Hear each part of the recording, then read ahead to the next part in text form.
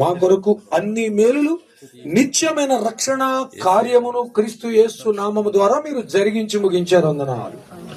ఆ యొక్క గొప్ప రక్షణ ప్రణాళికను అర్థం చేసుకోవటానికి ఆత్మస్వరూపిగా మీరు మమ్మల్ని అందరినీ ఈ విధంగా మా అంతరంగములను మా ప్రాణాత్మ దేహములను వెలిగించి వ్యక్తిగత కుటుంబ సంఘ జీవితాలను ఈ విధంగా సమకూర్చారు.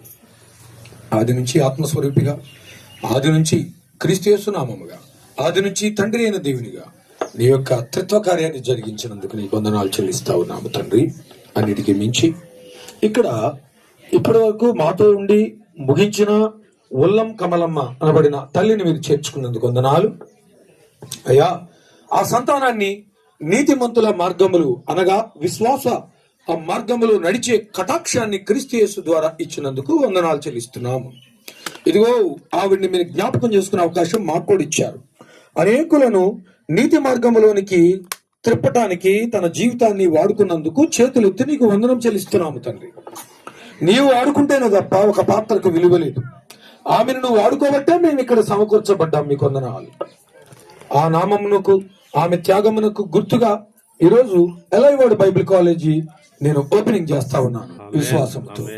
అయ్యా, అందులో చదువుకునేవారు ఎవరు మీకు తెలుసు.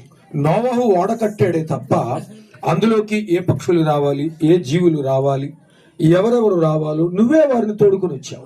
నోవహు వాటిని సమకూర్చాలి, చెట్లు పుట్టలు ఎక్కాలి, కొండలు లోయలు దాటాలంటే తాను తన ముగ్గురు కుమారుల వల్ల అయ్యే పని కాదు. కానీ ఆయన పవిత్రమైన వాటిలో కొన్నిటిని, అపవిత్రమైన వాటిలో కొన్నిటిని చొప్పున నాయన ఆ జతలను నువ్వే ఓడలో చేర్చి నీవు ఆ వాడని నింపు. ఈ ట్రైనింగ్ సెంటర్ లోకి ఎవరెవరు ఎక్కడి నుంచి రావటం నీ సంకల్పం. వారు మీరు ప్రేరేపించండి. వారికి సమాచారాన్ని ఎలా అందించాలో మాకు తెలియచేయండి. ఇందు విషయమై ఆటంకపరిచే ప్రతి వ్యతిరేకాత్మను బంధించుస్తున్నాం. వెలుగు కలుగును గాక.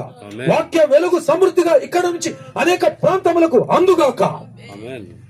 ప్రియ సోదరుడు మన రాజారావు గారిని ఆయన కుటుంబాన్ని, ఆయనతో సహకరిస్తున్న బిడ్డలందరినీ మీరు బలపరిచి ఐక్యపరచమని, ముందున్న కార్యక్రమం కొరకు మమ్మల్ని సిద్ధపరచమని, వ్యతిరేకమైన ప్రతి ఆత్మను బంధిస్తూ క్రీస్తు యేసు పవిత్రమైన నామం పేరట పరిశుద్ధాత్మ సహాయంతో ప్రార్థించి స్తుతించి వేడుకున్నాము పరమ తండ్రి.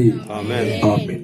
మన పరమ తండ్రి అయిన దేవుని ప్రేమ, అద్వితీయ దైవ కుమారుడును ఏకైక లోక రక్షకుడైన యేసుక్రీస్తు యొక్క కృపా కటాక్షం, ఆదరణకర్త, అనంత జ్ఞాని, అన్ని విధాలుగా అందరినీ సమకూర్చి ఆయన సంపూర్ణ చిత్తము జరిగించగలిగిన పరిశుద్ధాత్మని సన్నిధి, త్రియేక దేవుని సహవాసం నిత్యం మనకు తోడై